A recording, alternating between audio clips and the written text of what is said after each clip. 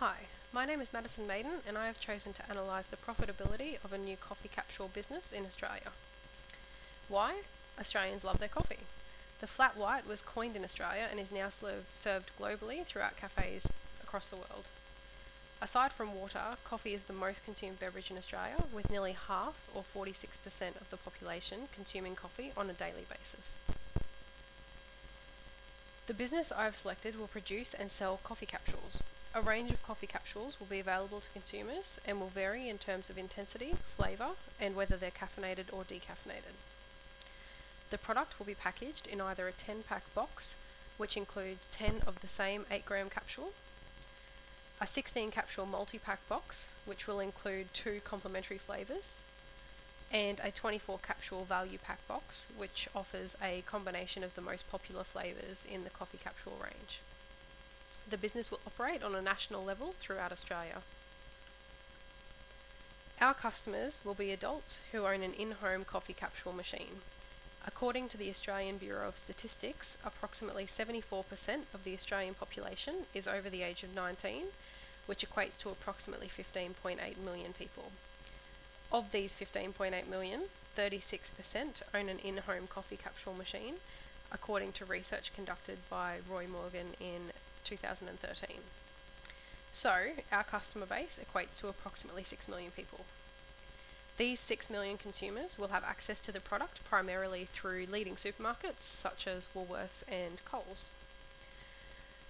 So far as competition, there are currently 10 companies producing and selling coffee capsules in leading supermarkets throughout Australia.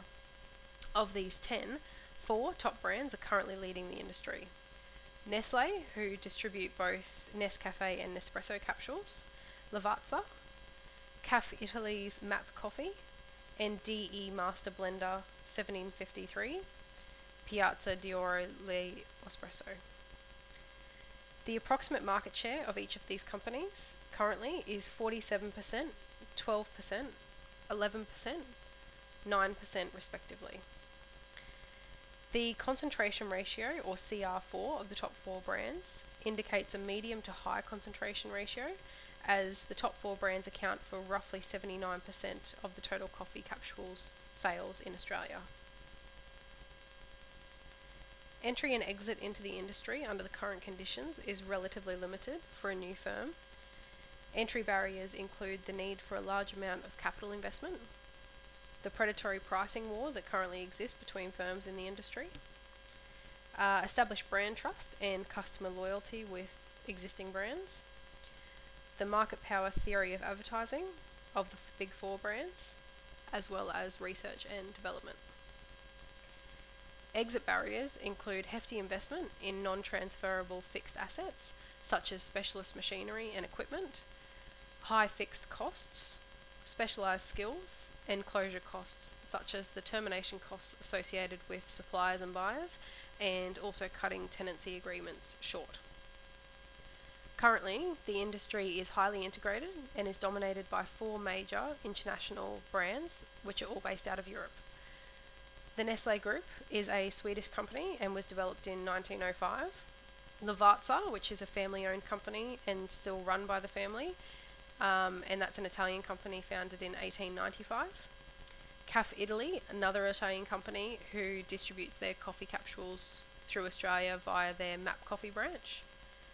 And DE Master Blenders 1753, who are based in the Netherlands and distribute their espresso coffee capsules through Australia under the Law Espresso brand. Research and development in the industry is currently quite high.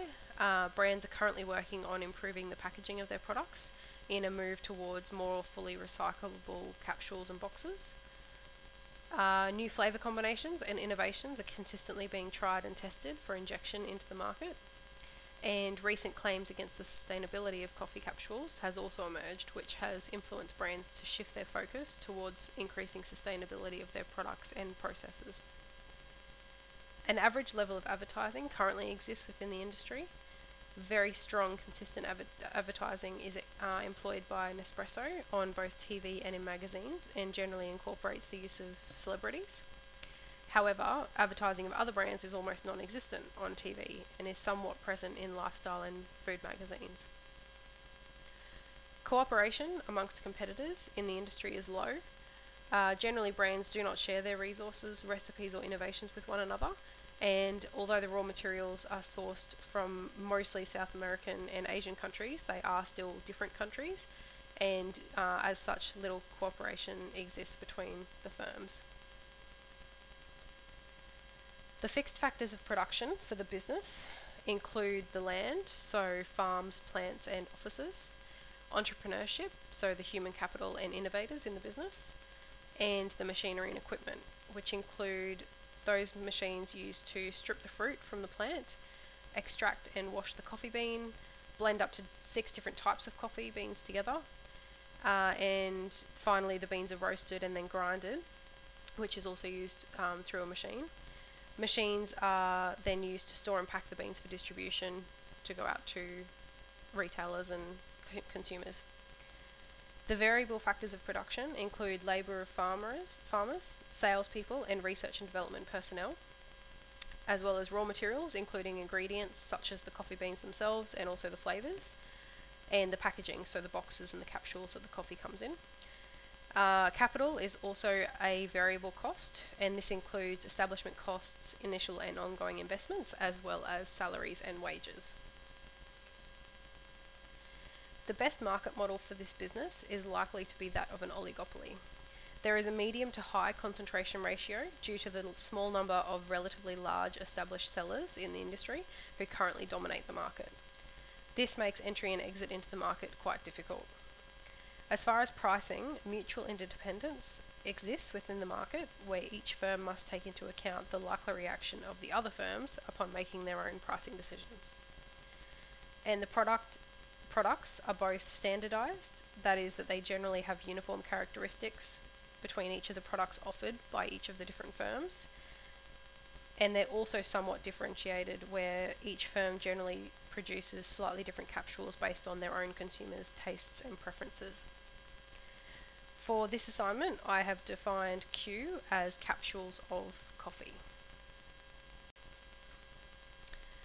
I have estimated the demand for Q as a function of P, I, PIC, A, and AC, where Q is affected by the average price per coffee capsule sold, the income per capita in the proposed business location in thousands of dollars, the average price per coffee capsule sold by other brands, as they are supplementary products, the advertising expenditure of the leading competitor, as well as the supplier's advertising expenditure. The foreseeable problems for estimating demand include data collection in terms of both quantity and the quality of the data, the identification and inclusion of all important variables, as well as the unknown relationship between the independent variables. Fixed costs for the business include rent for land for farms, plants and offices, the salaries for management staff, depreciation, insurance, and machinery and equipment. Variable costs include wages for labourers, sales staff, and research and development personnel, raw materials including coffee beans and packaging, utilities and overheads such as water, electricity, and telephone bills, advertising expenses, and corporate income tax. Foreseeable problems for estimating costs include the unintentional exclusion of costs, data collection, and uncertainty with regards to possible changes in the market. Thank you.